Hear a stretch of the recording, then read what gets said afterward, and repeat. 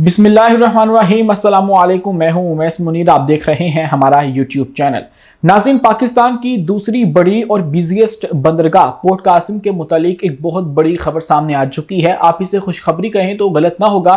China की एक company ने पोर्ट कासिम के अंदर 1 से 2 बिलियन यूरो की इन्वेस्टमेंट करने का ऐलान कर दिया है। ये 1 से 2 बिलियन यूरो की जो इन्वेस्टमेंट है ये किस किस जगह पर की जाएगी, इस लागत से क्या कुछ बनाया जाएगा और पोर्ट कासिम का जो नक्शा है वो किस तरह से तब्दील करने की जो कोशिश है वो की जाएगी, इससे कैसे फायदा हासिल होगा, आज की इस वीडियो में तमाम तफसीलात आपके सामने रखेंगे और आपको बताएंगे कि यूरोप की एक अहम कंट्री, यूरोपीय यूनियन का हिस्सा ऑस्ट्रिया के जो सरमायाकार हैं, उनके जो ताजर हैं, उन्होंने पाकिस्तान के अंदर इन्वेस्टमेंट करने का जो सरमायाकारी है वो करने का जो इरादा है वो कर लिया है। और पाकिस्तान के जो वज़ीर आज़म है शहबाज शरीफ, जो कि इस वक्त वियना में मौजूद हैं और वहां पर एक बिजनेस कॉर्नर जो मीटिंग है वो की गई है, एक बिजनेस राउंड टेबल का इनेकाद किया गया और वहां पर ये बड़ी खबर जो है वो सामने आई है। हम लोग कैसे ऑस्ट्रिया के साथ शराकत दारी करके अरबों और खरबों का जो बिजनेस है वो कर सकते हैं, आज की इस वीडियो में उसकी तफसीलात भी आपके सामने रखेंगे और आपको ये भी बताएंगे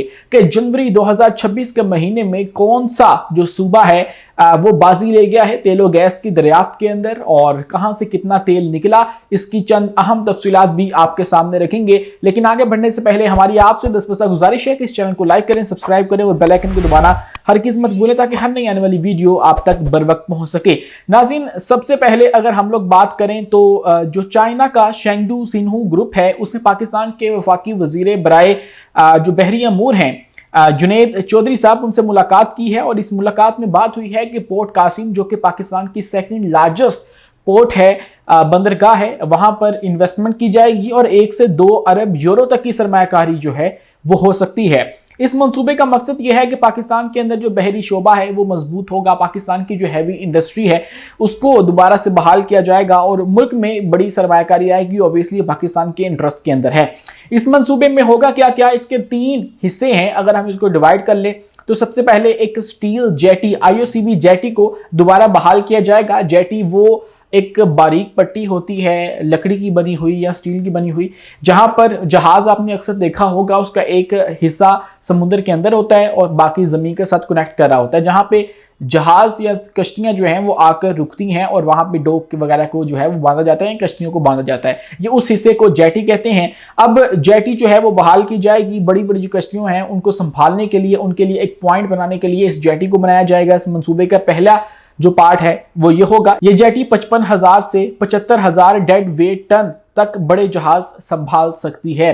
दूसरा हिस्सा जो है वो जहाज बनाने और जहाज तोड़ने की जो सहूलियात हैं वो बनेंगी, यानी कि जो शिप बिल्डिंग है और शिप ब्रेकिंग है, इसकी जो फैसिलिटीज़ है वो वहाँ पर कायम की जाएंगी ताकि हम लोग अपने जहाज़ खुद से बना सकें और जो जहाज़ ख़राब हो चुका है उसको तोड़ के दोबारा से तामीर किया जा सके। तीसरा जो इसका पार्ट है वो ये है कि पोर्ट के साथ ही एक नई स्टील मिल लगाई जाएगी। ये स्टील मिल पोर्ट के साथ जुड़ी होगी ताकि जो खाम माल है और तैयार स्टील है वो आसानी से आ सके और जा सके। ऑब्वियसली इससे पाकिस्तान के अंदर जो नौकरियां हैं वो भी पैदा होंगी। 1 या 2 जो बिलियन यूरो हैं वो कहीं ना कहीं तो लगने हैं और पाकिस्तान की जो पोर्ट है उसकी हालत भी बेहतर हो जाएगी। तो पाकिस्तान के अंदर चाइना की तरफ से एक और सरमायाकारी है। नाज़रीन, इसी के साथ एक और बहुत बड़ी खबर यह है कि आपको पता है पाकिस्तान के जो वज़ीर आज़म है शहबाज शरीफ और पाकिस्तान के जो वज़ीर ख़ारजा हैं इसहाक डार, वो इस वक्त मौजूद हैं ऑस्ट्रिया के अंदर। ऑस्ट्रिया यूरोपीय यूनियन की एक अहम कंट्री है और एक अहम कलीदी रुकन है, जहां पर पाकिस्तान के वज़ीर आज़म ने एक round table, business round table जो मीटिंग है उसका इनेकाद किया। वहां पर जो ऑस्ट्रिया के सरमायाकार हैं, बड़े बड़े ताजर हैं, उन्होंने शिरकत की और अब ये कहा जा रहा है कि वो पाकिस्तान के अंदर सरमायाकारी करने के लिए तैयार हैं और सरमायाकारी की दावत जो है वो पाकिस्तान की जानिब से उनको दी गई है। ऑब्वियसली पाकिस्तान जो है वो ऑस्ट्रिया के साथ अच्छे ताल्लुकात रखता है। माजी में हमने बहुत सी शराकत दारी उनके साथ की है, लेकिन आज की इस वीडियो में हम जानेंगे कि वो कौन से शोबे हैं जिनके अंदर हम लोग शराकत दारी उनके साथ बढ़ा सकते हैं। तो इसके लिए आपको मैं यहाँ पर बताता चलूँ कि 2024 के अंदर हमने ऑस्ट्रिया को 315.5 मिलियन यूरो की जो बरामदात हैं वो की थी और जो उनकी जानिब से दरामदात पाकिस्तान के अंदर भेजी गई थी, पाकिस्तान की जो दरामदात थी वो 93 मिलियन यूरो थी। तो ये मुल्क के साथ जो तजारत है वो है तो खासी कम, लेकिन हम इसको बढ़ा सकते हैं, इसके साथ ताल्लुकात बढ़ा सकते हैं। यूरोप की कंट्री है, और दूसरा ये कि पाकिस्तान की एक्सपोर्ट्स जो अपॉर्चुनिटी है वो वहाँ पर ज़्यादा है। पाकिस्तान की जो टेक्सटाइल प्रोडक्ट्स हैं वो वहाँ पर बहुत ज़्यादा मकबूल हैं, पाकिस्तान उनको एक्सपोर्ट करता है। उसके बाद पाकिस्तान का जो चमड़ा है वो ऑस्ट्रिया वाले ख़रीदते हैं और पाकिस्तान इनको वहाँ पर फ़रोख्त कर सकता है। इसके अलावा जो वहाँ से हम लोग हासिल करते हैं उसके अंदर मशीनरी आ जाती है, टेक्नोलॉजी की जो चीज़ें हैं वो आ जाती हैं, नई नई मशीनरी आ जाती हैं जो कि हम लोग यहाँ पर कानकुनी में इस्तेमाल करते हैं। हम लोग दीगर जो इंडस्ट्रीज हैं अपनी वहाँ पर इस्तेमाल करते हैं वो हम लोग यूरोप से लेते हैं और ऑस्ट्रिया से लेते हैं। तो ऐसे में पाकिस्तान वहाँ से कुछ दे भी सकता है और वहाँ से कुछ ले भी सकता है।